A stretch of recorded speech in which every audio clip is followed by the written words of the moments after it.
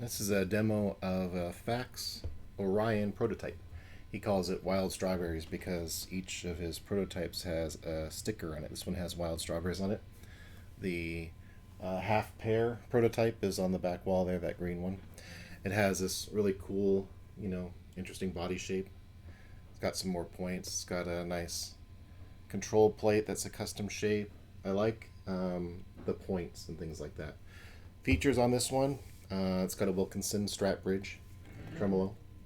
I haven't put the back plate on because I was just put the strings on. It's got a little bit different custom neck plate than normal. You can see the hole that I filled in this neck, which is a PV neck. It's got mini sealed tuners, custom decal with a little strawberry on it for FAX Orion. The neck, it's a repurposed PV neck. It's got some nice flame to it. I used a red stain on this that actually went on more like paint. That's why it's kind of streaky looking, but my daughter liked it, so I kind of kept it as is. I mean, strawberry works pretty well for that. The pickups, they are kind of rebuilt Squier VM Strat ones. He added a gap to the coil shielding. It's got a three-way switch, so bridge, bolt, and neck. Volume and tone. Not quite sure which switch does what. One of them is a rhythm tone switch, similar like how a Jazzmaster can make it a little bit more bassy or not. And the other one is supposed to be half out of phase. So I'll fiddle with the switches so you can kind of see what they do, but first I'll just do the normal tones. The bridge pickup.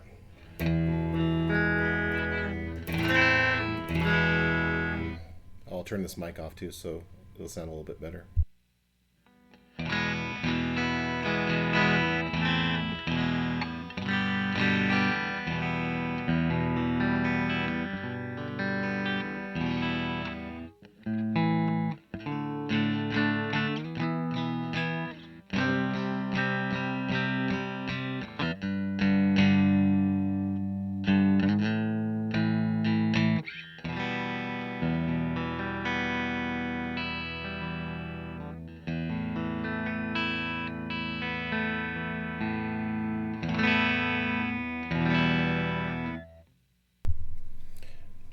Middle pickup.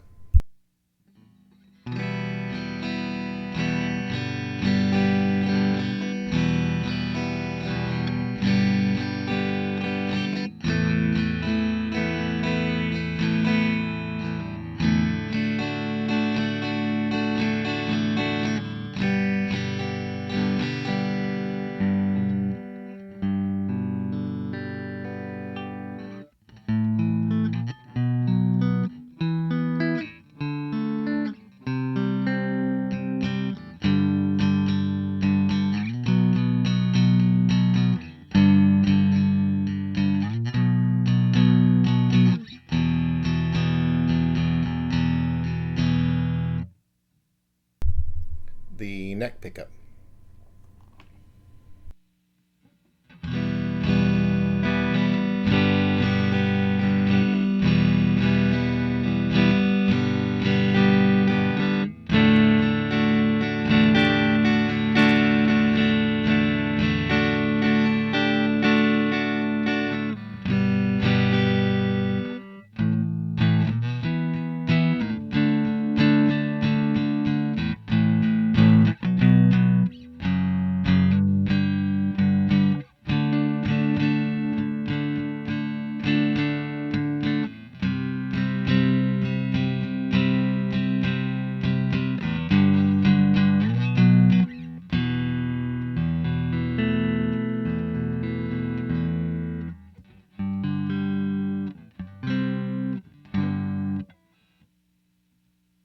The tone controls on this guitar are really nice. He used good pots, so if I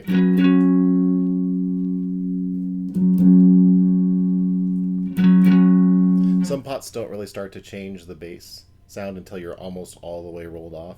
This one kind of rolls right away. Volume is good.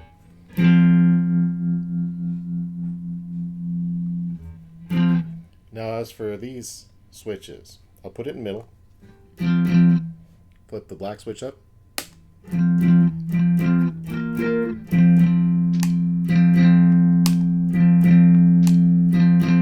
of makes it more bassy a little bit. Neck pickup. I'll try a higher frequency. Actually, maybe on the bridge it'll be more noticeable.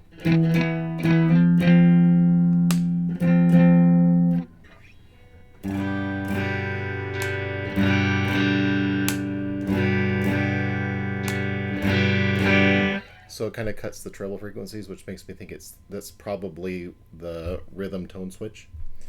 Now, if we use this red guy here, which is supposed to be the half out of phase.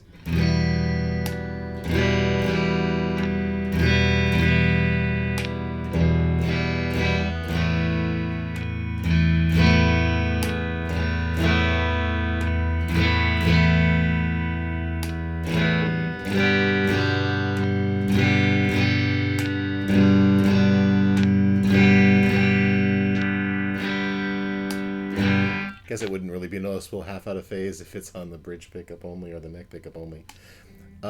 It changes the sound. I honestly can't tell which one is the out of phase and which one's the normal. I'm guessing down would be off because that's what most people do with their wiring, and it seems to be the way that the other switch is wired. So up is half out of phase, so it changes the sound slightly. The tremolo works fine. I mean, I haven't fully set it up yet, but you can tell that it's floating. If you can, the knobs are in the way to see it, but I float them a little bit up like a Strat bridge. I mean, it is a Strat bridge. It's like maybe about 2 picks thickness up off the body, so it is slightly up, so that way you can bend both ways subtly. They are the tremolo arms in the kitchen, very useful for me there. But you can do the subtle tremolo effect, and then I'll put the back plate on it too. But the back plate's kind of cool too because it's kind of coffin shaped. It gets wider at the bottom and narrow at the top instead of just a normal rectangle. So he does a really good job with attention to detail is what I've noticed on these prototypes.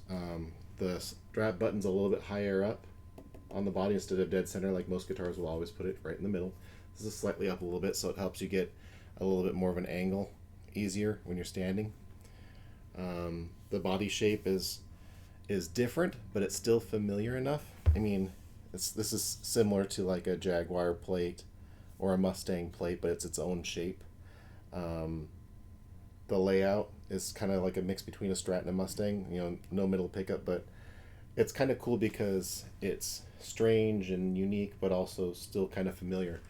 I personally, whenever I build these, like to put a PV headstock on it because I think that pointy headstock with the pointy body is really cool looking, but that's a me thing.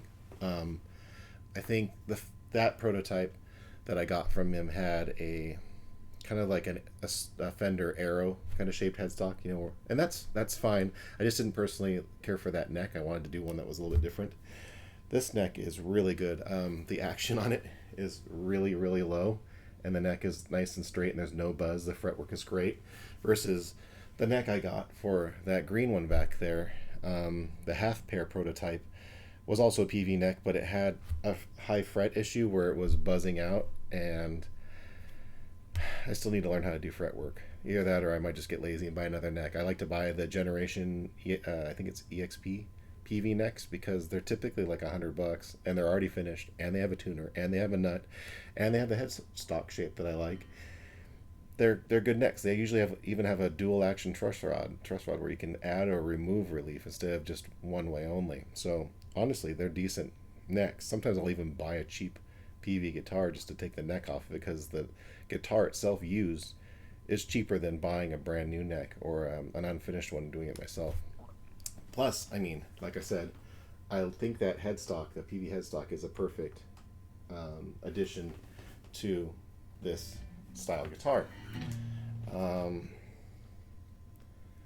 then it's got modern tuners. I always buy the ones that have tuners you can swap out just in case, but these actually work really well. The nut's totally fine too. It's not cut too deep or too high. The string alignment ended up really great where it sits straight perfectly in the pocket. So can't complain. Hopefully you enjoyed this demo and got to hear a little bit of the samples, and yeah, thanks for watching.